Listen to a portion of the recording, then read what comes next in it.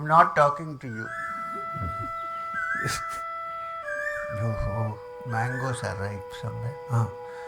So, freedom, you don't know what it is actually. From what you have studied and what you have heard, you see that some people have, rarely, not everybody, some people have touched something which is extraordinary. You can keep it as a hypothesis. And you find that such people also lead an exemplary life, be kind to others, don't create, that also you can. And you say, I want to become like that. Now, this is not possible in a day. Unless you have done all this in one life, previous life, and you're going to complete it now, then maybe like a child prodigy, you jump into it. Otherwise, normally, one needs to go step by step. And in this, if you are married and if you have a family, if you have a husband, you have children, you also have to fulfill those duties. I mean, there's nothing you can do. But if that idea is fresh in your mind and it's one pointed, then at some point it will so happen that you will be free. But only a person who is really mature and is looking for that will understand this. Otherwise, you will go back from the path and get back to, it's the most painful thing for a person, anybody. It's come only when we are here and make noise. I'm not talking to you. Oh, mangoes are ripe somewhere. So, what did I say?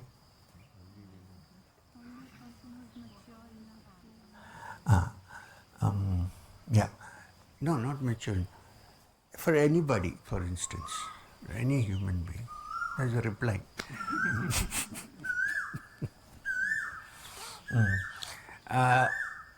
This will be recorded. It will sound very nice. They'll say, oh, these people have really gone to a nice ashram to study. All we need is a leopard walking around.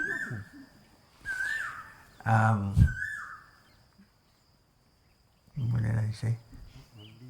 Huh? Most painful event for most people is the death of their mother. Right? Because the relationship with the mother is very intimate. Not even when you grow up and have that is different. But you spend 10 months in the womb. There is a relationship which whatever you say will be there somewhere. The placenta is cut, but there will be a mind placenta out there. So normally, if a person is going towards the spiritual path, he could not come home when his mother died, or he or she, he would feel quite sad and upset about it, which is okay, which is good only. I'm not saying it. But go back to the Bhagavad and look at Narada. The story of Narada is very interesting because his mother used to work for some sadhus. The previous birth, not as you see in Narada before. His mother used to work for in a hermitage where during Chaturmasya, in Chaturmasya it's 4 months of rain, Chatur is 4, Masya month, 4 months of rain when monsoon, when the sadhus do not travel, they settle down in one place. Even today many sadhus, Jain monks, they all do that. So during Chaturmasya, a lot of rishis, yogis used to stay in a place and his mother used to look after them. Even from the womb and after he was born, Narada was listening to all the discussions going on Vedanta, on the Brahman, on the reality. So when he was born, he had this mind that I think I understood, I must be free. Now he loved his mother, there was one thing, otherwise he would have gone off with the sadhus. But he had that attachment.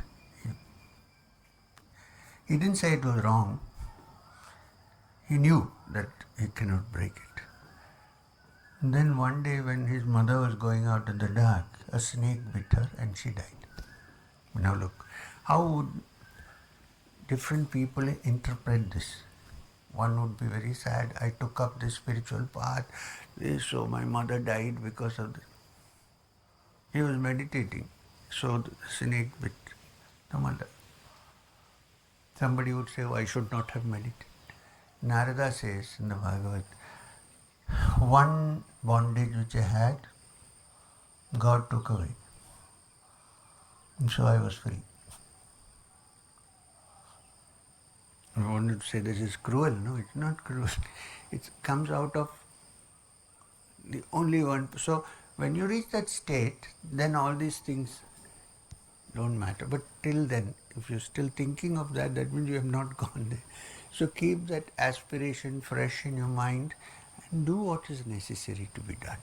Otherwise, it might create more complications than when you try to get free of it.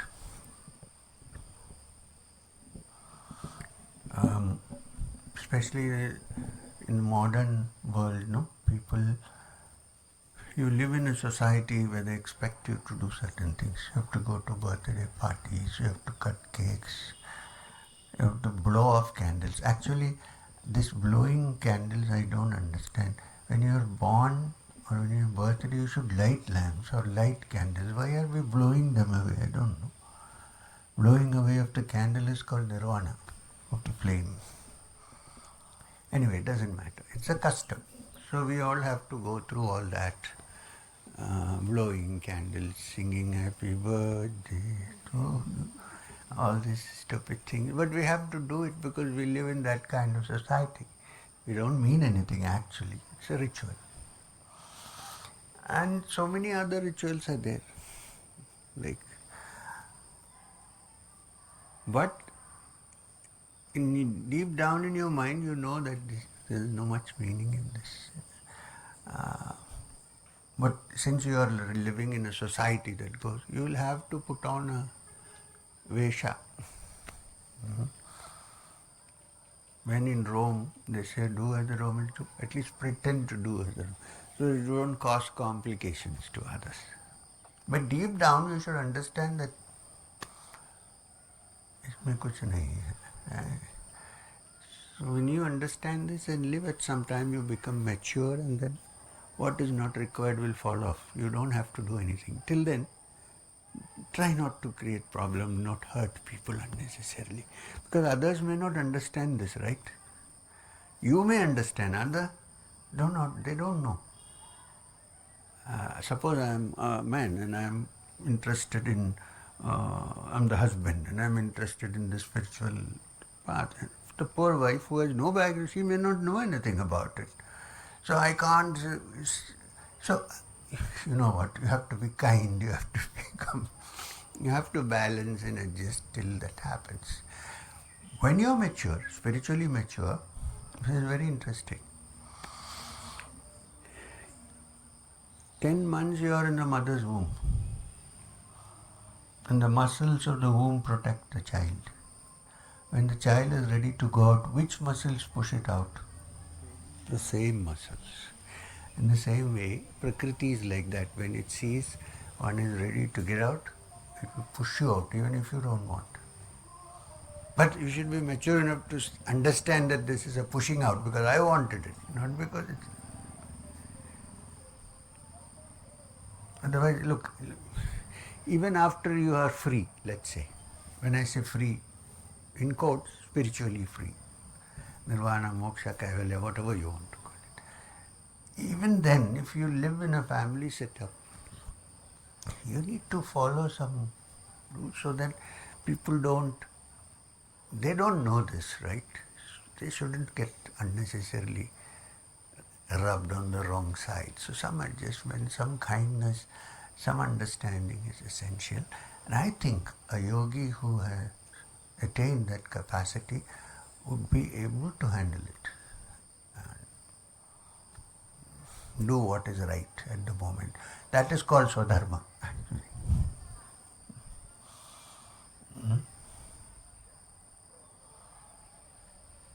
it's difficult for people to understand also, outside, because this is one different person now. How to understand that person? So that person has to live in a way that they kind of understand. Um,